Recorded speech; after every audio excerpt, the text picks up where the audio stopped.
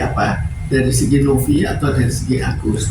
Kalau dari segi Novi, ya biasanya orang memberikan donasi terus dipakai sebagaimana kebutuhannya. Tapi di samping itu ada juga yang diselundupkan, itu biasanya. Sekarang ini hampir semuanya kan dipakai untuk keperluan yang tidak sesuai dengan donasinya. Jadi apakah ada perjanjian sebelumnya? Juga nggak ada juga. Jadi di sini sebetulnya mestinya dia tahu diri sendiri bahwa ini donasi untuk mata, bukan donasi untuk membeli rumah. Mestinya kan begitu. Jadi apakah ini bisa diminta kembali? Itu ya tinggal normanya berlaku bagaimana. Sekarang kalau kita lihat ya, dari Agus sendiri itu juga agak diragukannya apa? Kenapa kok sampai begitu dendam sampai disiram? Lalu katanya karena emosinya bisa meledak-meledak. Jadi kok kita lihat dari segi emosinya itu, maka dia kurang memperdulikan masalah orang. Mau emosi ya diledakkan. Sekarang demikian juga pada saat menerima uang juga itu dia terima, ya dia pakai sesuai dengan keinginannya. Jadi apakah ini sifatnya atau bagaimana? Lalu sampai seberapa jauh ini bisa dikembalikan? Sebetulnya bahwa semua tidak dipakai untuk pengobatan dan akhirnya dialihkan ke BPJS, itu sebetulnya ya tidak sebagaimana umumnya kan. Paling umumnya dipakai untuk pengobatan, terus sebagian dipakai untuk keperluan yang dilakukan secara diam-diam. Jadi dari segi Agus sendiri, kalau kita lihat sepintas lalu, kita nggak tahu kepastiannya, tapi diduga ada sesuatu yang janggal kan. Janggal, kenapa terlalu emosional, kenapa bisa dari baik ke kasar, meledak itu kan jelas diragukan ada apa, dan mungkin juga itu kehidupan keluarganya. Karena itu kita juga tanda tanya bagaimana kebiasaan di dalam keluarga dari Agus. Dan kita bisa lihat sampai terjadi hal-hal yang kurang diinginkan.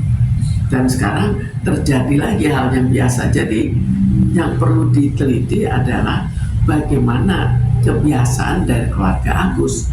Karena dari sudut Novi ini memang terlalu ekstrim, sama sekali tidak dipakai untuk pengobatan. Bu, tapi sekarang kan lagi banyak beredar nih video-video saat Agus sehat yang beredar, yang dia joget-joget TikTok. Nah, netizen menganggap bahwa Agus ini boti atau menyimpang gitu.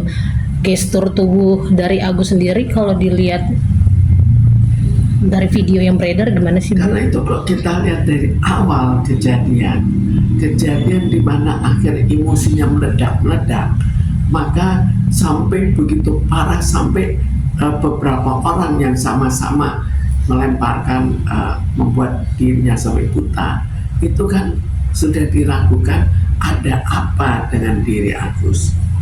Ini yang perlu kita teliti kembali.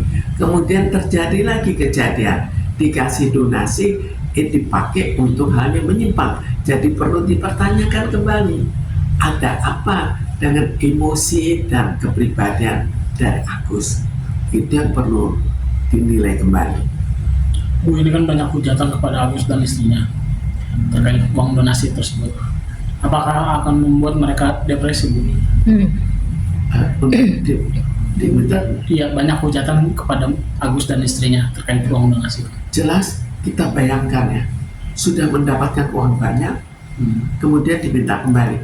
Itu jelas bagi mereka suatu yang ya cukup mengecewakan sekali kan. Ya, sekarang kalau kita lihat ya orang yang emosinya kurang terkendali, kan di suatu saat mengatakan A, di saat lain mengatakan B. Jadi karena itu nomor satu, kita lihat dulu bagaimana kepribadian sebenarnya dari Agus. Lalu mungkin dari Novi juga ya menganggap bahwa ya ini harus dipakai untuk matanya. Kalau tidak dipakai, kenapa kita tidak ambil kembali, kita pakai untuk orang lain. Kan masing-masing punya suatu target. Saya lebih untuk pengobatan, yang lain mungkin lebih untuk perumahan, yang lain lebih untuk sekolah. Kan masing-masing donasi itu berbeda. Dan mungkin Novi terikat pada bahwa ini ada untuk pengobatan. Mau lihat pengacaranya Agus, kalau Abbas yang Safan kayaknya dia itu udah kapasitasnya udah sampai 2 pengacara gitu, kayak terlalu ikut campur dengan bahasa-bahasa yang tidak seharusnya dilontarkan oleh pengacara. Buat Ibu seperti apa sih? Dan sekarang kan terkadang pengacara lebih meluas ya, sampai pada hal-hal yang sifatnya terbawa emosi, sampai sifatnya hal-hal di luar hukum, itu kan sudah mulai meluas kepada saat sekarang. Jadi dia juga ya hanya memberikan pendapat saja.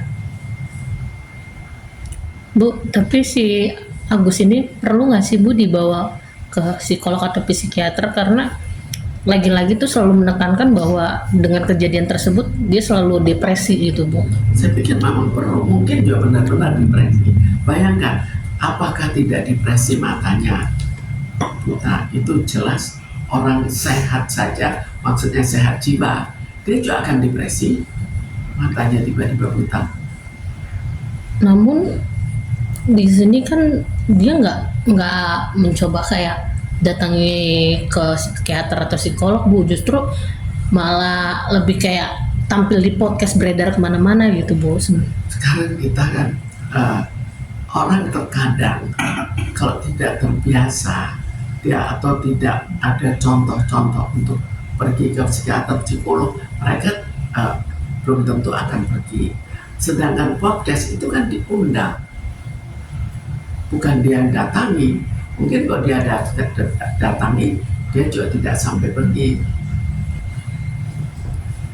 Kuasa hukum kan sifatnya si A akan begitu, si B akan begitu.